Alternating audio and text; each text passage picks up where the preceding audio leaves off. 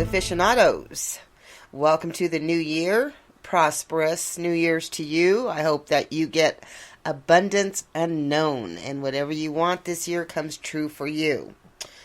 And with that being said, I'm excited to start this year off with my first female perpetrator. And pack your bags. We're heading to Australia. And it looks like beautiful country. But as I've been informed, everything out there wants to kill you. And I guess some of the women out there do too.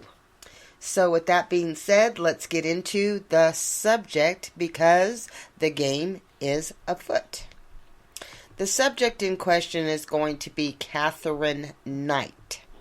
This poor soul had a very poor bringing into this world, and it's not surprising that her life took a turn for the worst, as it did for Eileen Wuornos and many other serial killers who were treated reprehensibly while they were growing up, although not all of them, the large majority.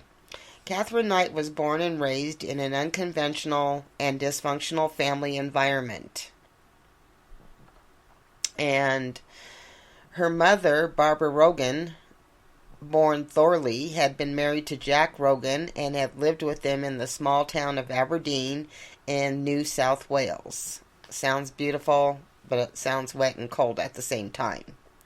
Barbara and Jack had 4 sons before Barbara began an adulterous relationship with Ken Knight, a friend and co-worker of her husband.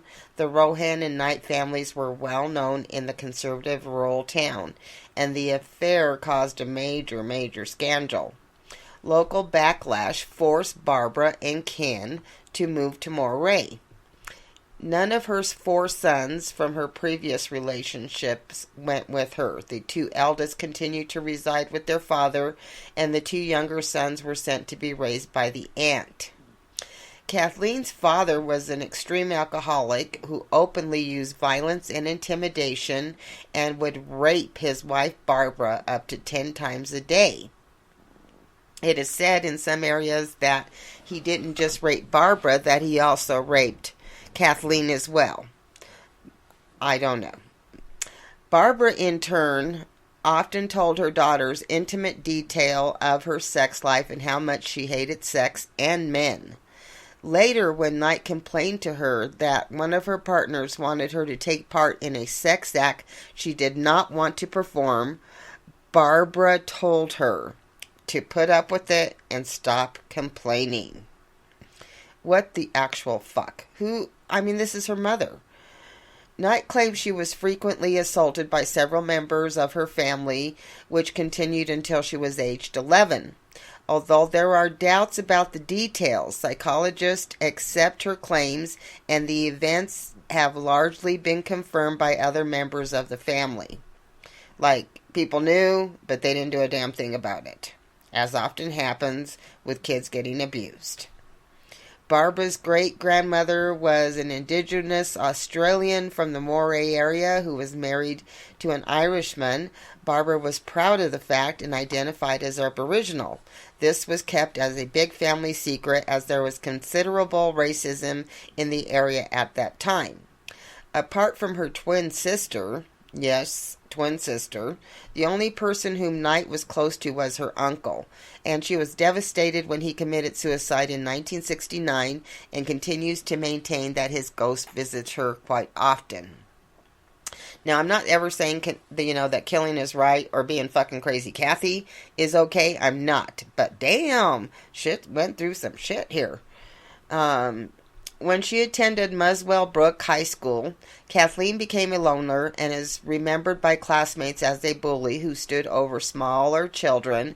She assaulted at least one boy at school with a weapon, and once she even attacked her teacher at school. He told her something like he would have to punish her or make her stay after school late, and she fucking flipped out. She just started chasing him all over, intent on killing him. Not playing around, intent on killing him. So he eventually defended himself. When he did, he was, where you have to leave school until suspended. And so they had conducted an investigation. While the investigation was going on, everybody was like, oh, poor Kathleen, what happened? What did she go through? And she ate it up like candy. But then when push came to shove and the truth case came out, Kathleen was indeed the perpetrator of this crime. And so they brought the teacher back and reinstated him and gave him back pay. I'm sure that made her happy. She initially got pretty good, along with the people at school. She got a lot of praise, but she didn't learn a damn thing. She left school at 15 years old, and when she did, she didn't know how to read or how to write. And she also had a great hard time in really expressing herself because she didn't have the words or the tools to be able to do that. And so a lot of things that could have been said in detail by her, she was unable to do that. Oh boy, it's such a crazy situation. 12 months later, she left to start what she referred to as her dream job, cutting up offal at the local abattoir. Offal is the animal ends and bits that they use to make dog food and cat food and that kind of stuff. And she had always been looking forward to working at abattoir. That was going to be her dream job because all of her family members had worked there in one fashion or another. So she wanted to take her place and be, a proud member of that same clan as well. There she was quickly promoted to boning and was given her own set of butcher knives. Biggest mistake in the world. At home, the knives were hung over her bed so that they would always be handy if I needed them, she said. A habit she continued until her incarceration.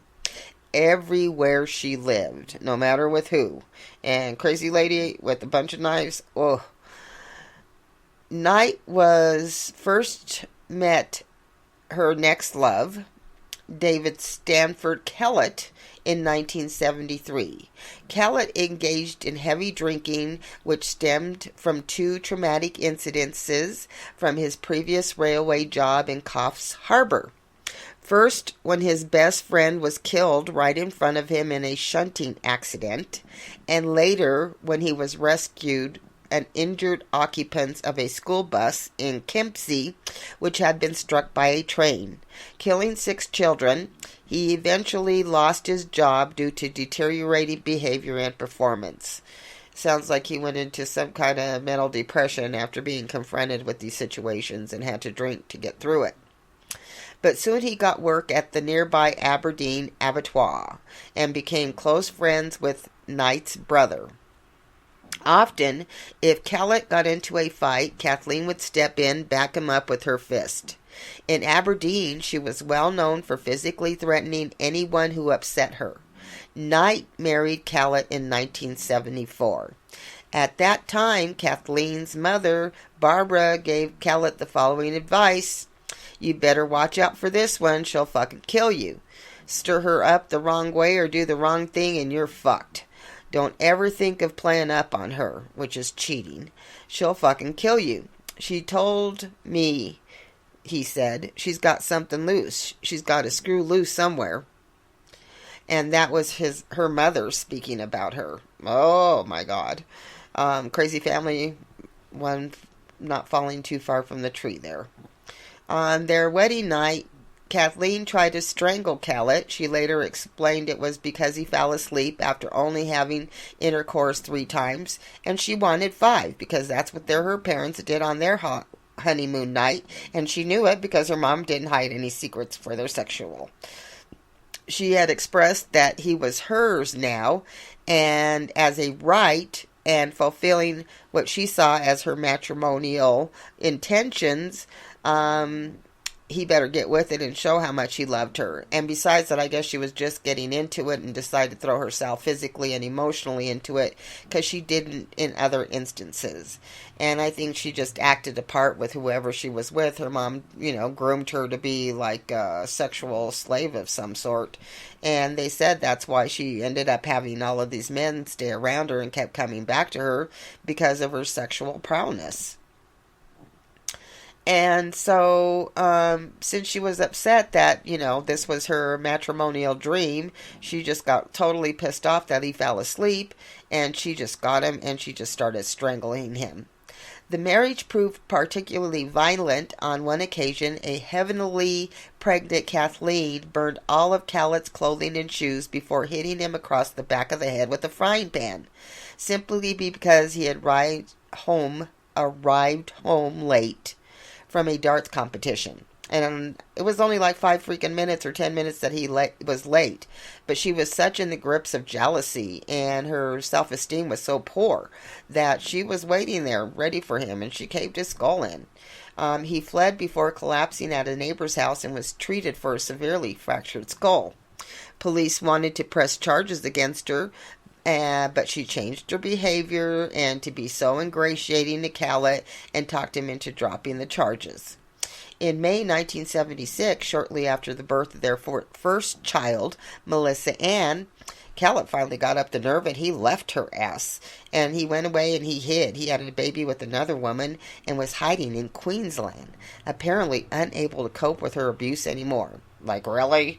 The next day, Knight was seen pushing her new baby, Melissa, in a pram down May Street, violently throwing the pram from side to side, and when that didn't work, she started like crashing it into things.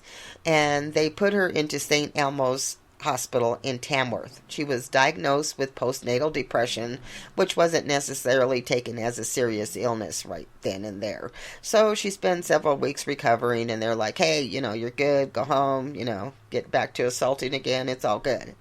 After being released, Knight placed 2-month-old Melissa on a railway line before the train was due. And an old homeless person, Old Ted, who was foraging nearby on the railway line, found and rescued Melissa. He said he was foraging and he kept hearing a baby crying, thinking that the parents were going to take care of it, but the baby just kept squealing and squealing. So finally he went to go look and see what was going on and found the baby, only minutes before the train passed. Knight was arrested and taken to St. Elmo's again. Apparently she recovered and signed herself out the following day. What a quick recovery, and how nice for her and how bad for everybody else. A few days later, Knight slashed the face of a teenage neighbor next door. She went over there and she's like, oh my God, my baby is so sick. I need somebody to take me. It's an emergency. Help me. And this young lady, in the effort to help her, who was babysitting for her young brother at the time, went ahead and got in the car and started taking her. Well, she just told her, what we're going to do is do this. And the girl's like, no, we can't do that. So Kathleen reached out and sliced her face. They stopped at the gas station to get gas, and the girl goes in to tell the attendant, telling Kathleen she needed to pay for the gas. And they called the cops, and she would not go out there again, even though she knew it was putting her little brother in danger. She waited for the cops to come, and apparently when they showed up, fucking crazy Kathy had the baby and had the knife up to his neck, threatening, holding her hostage. And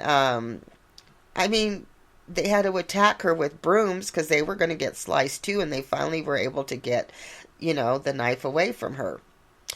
And, God, she said she was actually going to go down there and find her ex and find the mom and kill them both. And then she was going to come back and find the mechanic that fixed the ex's car and kill him too for making it possible for him to get away. She's actually wacko. Fucking crazy Kathy. And then, when police informed Kellett of the incident, he immediately left his girlfriend and moved to Aberdeen with his mother to support Kathleen.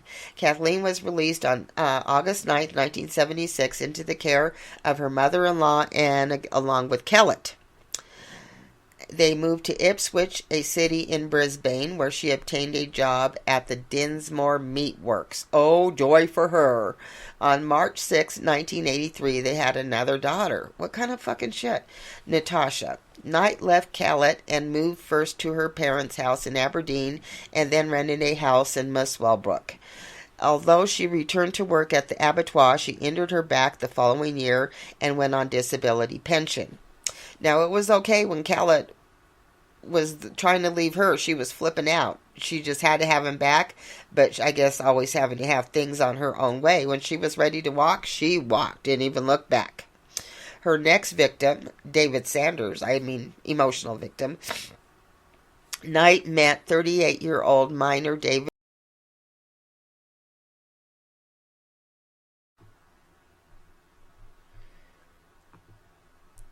She was then 30. Oh, he was then a 38-year-old minor.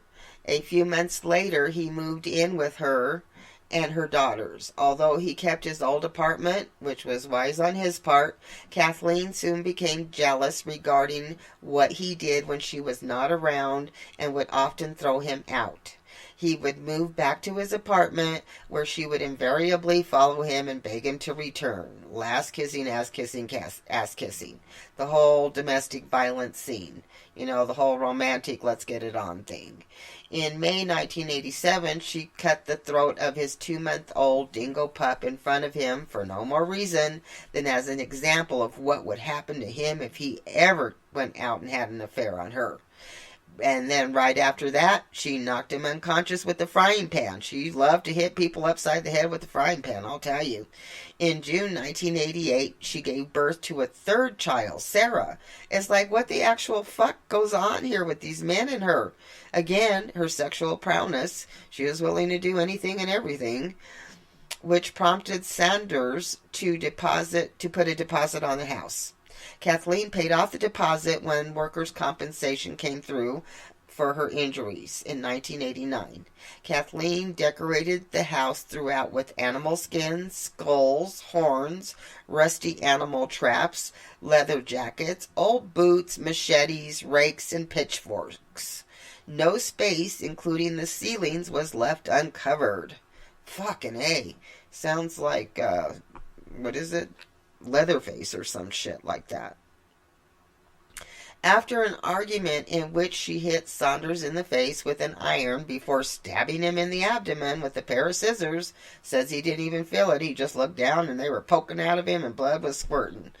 He moved back to Scone, but when he later returned home to Aberdeen, he found she had cut up all his clothes. Saunders took a long leave of service and went into hiding. Kathleen tried to find him, but no one admitted to knowing his whereabouts. Several months later, Saunders returned to see his daughter and found that Kathleen had gone to the police and unjustly told them she was afraid of him and issued an apprehended violence order against him. Well, that can't be surprising. It's exactly what a psychopathic narcissist would do. So then she comes along John Chillingworth.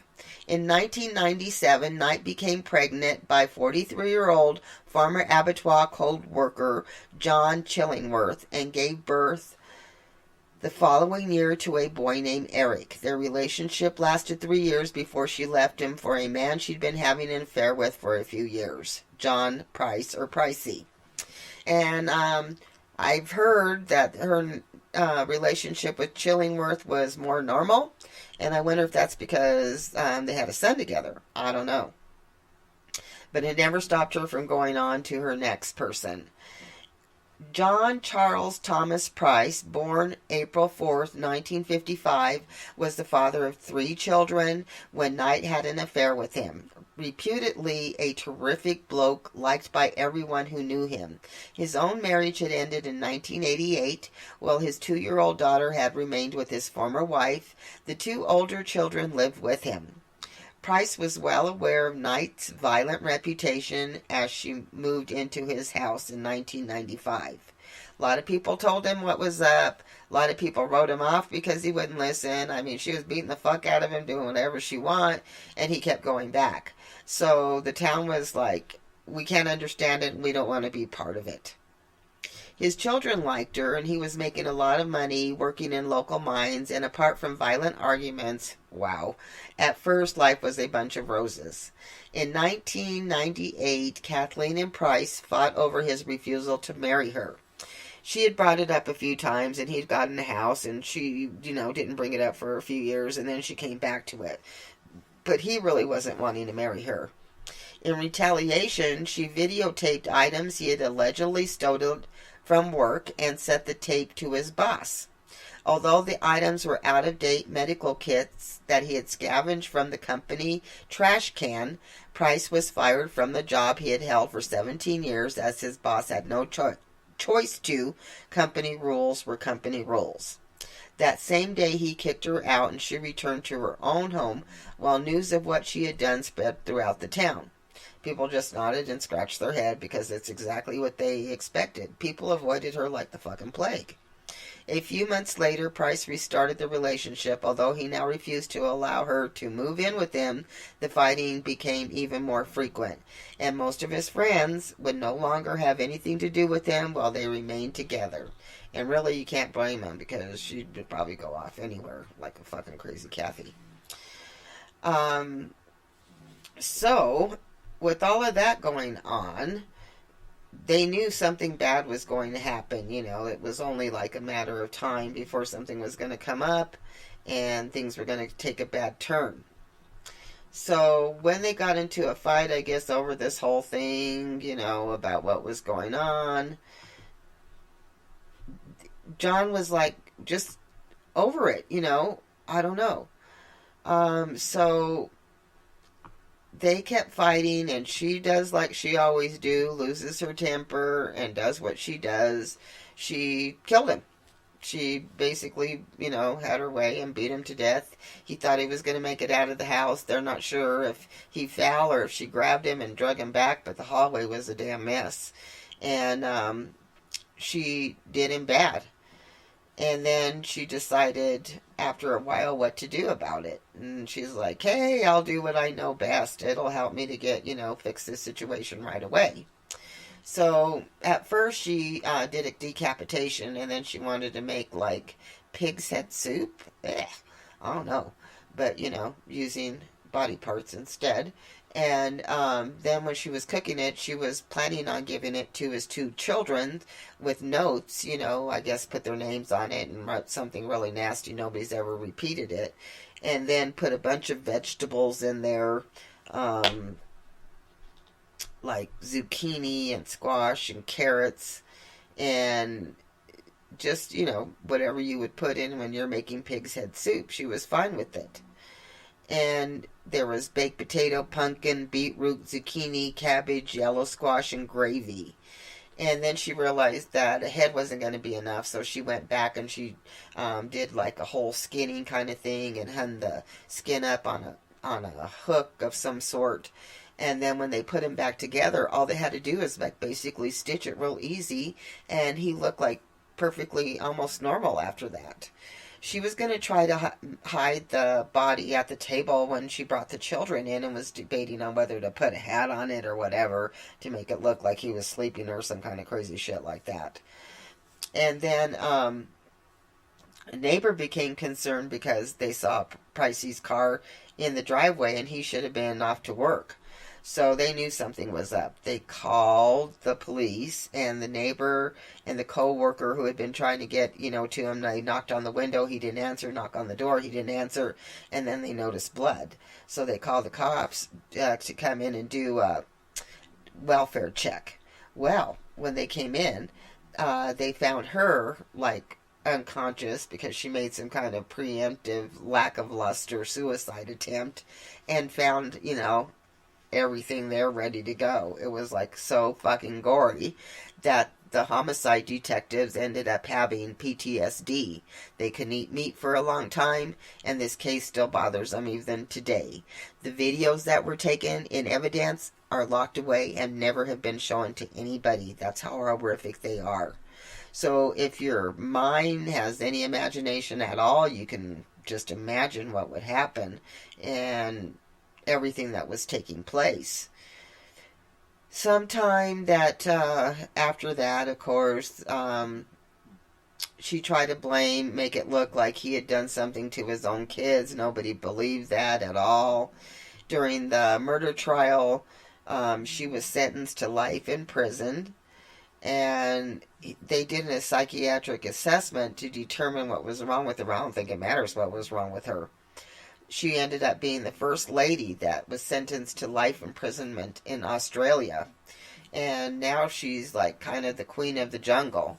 I mean, she's had her own queen days before. She had a very svelte body from the type of work she did, and her glasses weren't always that thick. She could command the type of man that she wanted, that's for sure. And now she commands a certain presence in prison now. She has her own cell because nobody wants to put anybody in there with her. Eventually they'd probably end up dying, which is true. She'd end up losing her temper over something. She adores doing crafts, so she's got a ton of crafts in there. And somehow she's become the jailhouse grandma. She resolves fights between prison guards and even between the inmates. And people just have learned to take her under her wing and help out in the jail. I guess it's the least she can do. I don't know. Again, it's really sad that the hole in her heart that she was trying to fill, which is what pathological narcissists do, but in the most oddest ways to us as human beings, try to fill up that empty space by controlling individuals and trying to make them do what you want to do without letting them be free-thinking human beings. Somehow they never grasp that, but then you have to remember you're just an item to them, not a human being. So with that, my Trues Clues aficionados, I love you. Stay safe. Pay attention to Trues Clues around you out there, and look forward to my next episode. And if this in any way has been interesting to you, like and subscribe. Like and subscribe. I have to remember to do that.